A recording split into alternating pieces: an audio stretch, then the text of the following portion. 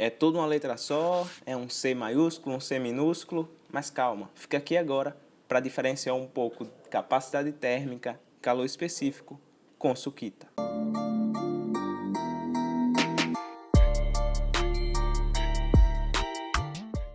E é isso aí.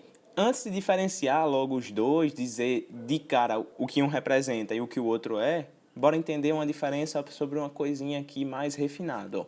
Você sabe o que é uma propriedade intensiva e extensiva?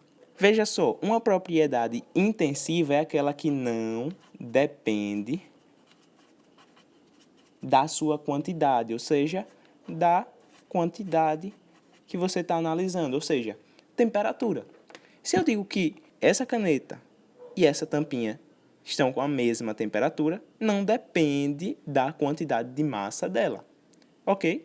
Agora, uma grandeza extensiva seria o quê?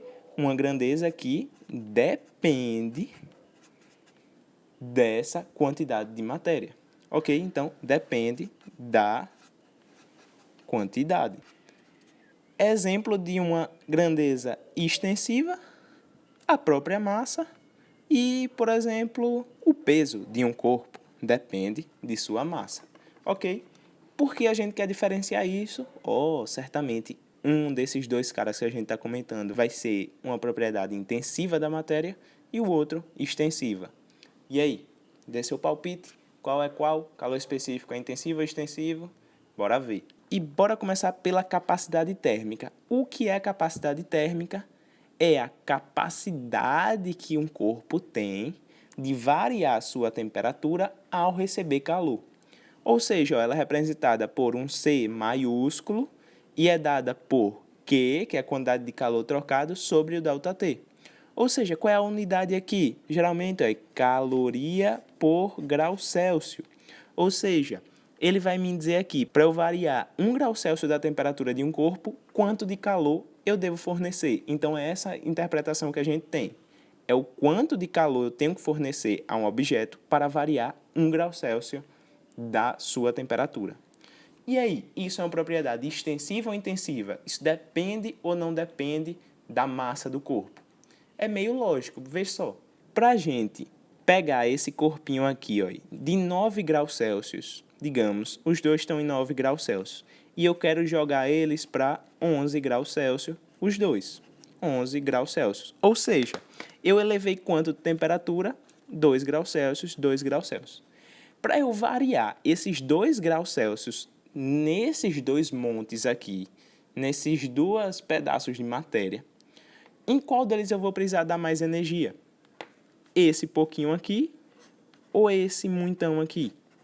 É meio intuitivo, é meio óbvio que para esse carinha aqui, eu vou precisar dar menos calor para ele para variar essa mesma quantidade de temperatura, para variar essa mesma temperatura do que esse daqui. Esse daqui eu vou precisar de um calor muito maior. Então, veja que aqui a capacidade térmica, que é a quantidade de calor que eu tenho que dar a um corpo para variar a sua temperatura, ela depende da massa. Ou seja, quanto maior a massa de um corpo, maior será a sua capacidade térmica. Então, já anota aí, ó, é uma grandeza extensiva. Beleza? Bora analisar agora o calor específico. Lá da equação fundamental da calorimetria, o Q igual a mc ΔT aparece não um C maiúsculo, mas agora um C minúsculo, que é o chamado calor específico. Esse calor específico, se a gente isolar aqui, vai ser dado por Q sobre m ΔT. Ou seja, se eu for analisar mesmo agora a unidade dele, quando eu coloco esses colchetes assim, eu estou analisando a dimensão, a unidade dele, vai ser uma caloria por grama grau Celsius. Essa é uma unidade mais usual.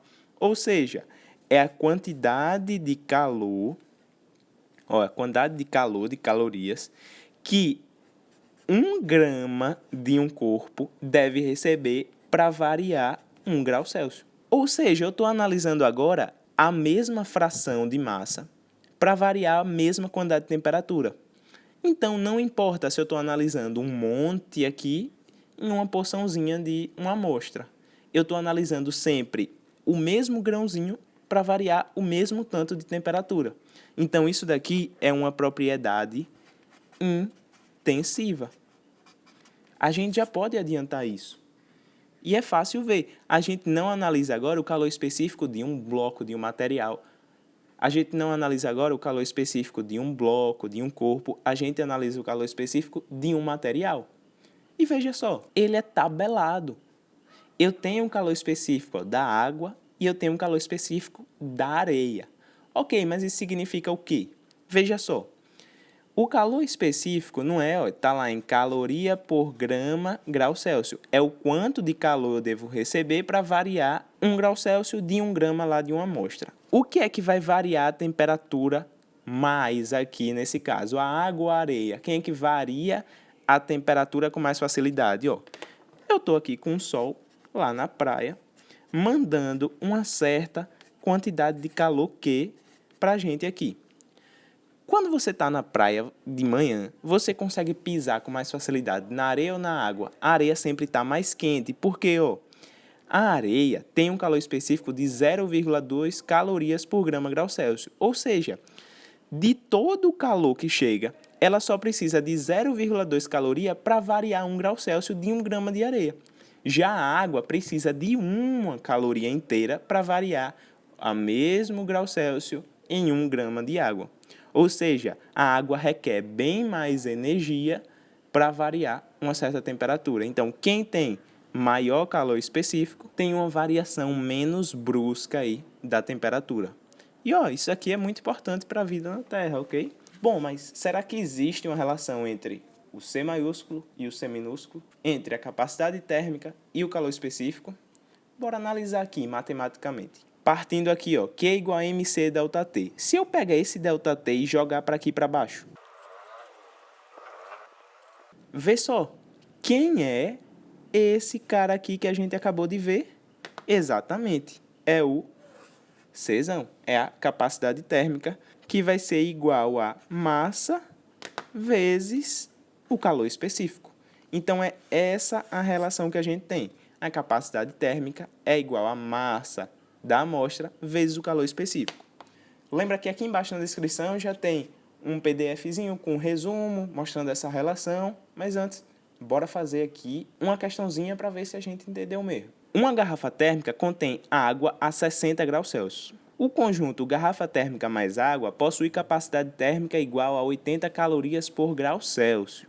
O sistema é colocado sobre uma mesa e, após algum tempo, sua temperatura diminui para 55 graus Celsius. Qual foi a perda de energia térmica para o ambiente nesse intervalo de tempo? Então, ele diz que saiu de 60 graus Celsius para 55 graus Celsius. Ou seja, a variação de temperatura foi de 5 graus Celsius. E a gente sabe o quê? Que a capacidade térmica vai ser a quantidade de calor usada para variar sua temperatura. Se a capacidade térmica é 80 calorias por grau Celsius e ele variou 5 graus Celsius, quanto foi esse calor aqui? Que foi usado para variar essa temperatura? Q igual a 5 vezes 80, 400 calorias. Gostou desse vídeo? Já deixa o like aí, lembra de se inscrever no canal e ativar o sininho para receber as notificações. Lembra também daquele PDF que eu comentei, tem até uma questãozinha lá no final, nova para você treinar essa relação aí, calor específico com a capacidade térmica, e compartilha esse vídeo com seus amigos.